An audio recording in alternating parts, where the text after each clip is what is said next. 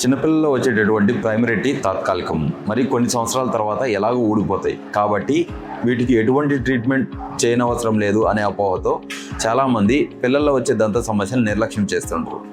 కానీ దీనివలన పిల్లల యొక్క గ్రోత్ పైన, మెదడు పనితీరు పైన మరియు తర్వాత వచ్చే శాశ్వత దంతాలపై కూడా ప్రభావం ఉంటుంది. ఎలాగంటే దంత సమస్యల వల్ల నమిలేటప్పుడు నొప్పిగా అనిపించడము, దీనివలన అన్ని రకాల ఆహార పదార్థాలు తీసుకోలేకపోవడం, నిద్ర సరిగా పట్టకపోవడము, శరీరానికి కావాల్సినటువంటి ప్రోటీన్స్, మినరల్స్ మరియు వైటమిన్స్ అందకపోవడము, గ్రోత్ హార్మోన్ సరిగా రిలీజ్ అవ్వకపోవడము, ఫలితంగా పిల్లల యొక్క ఎత్తు, బరువు మరియు మెదడు పనితీరుపై ప్రతికూల ప్రభావం ఉంటుంది.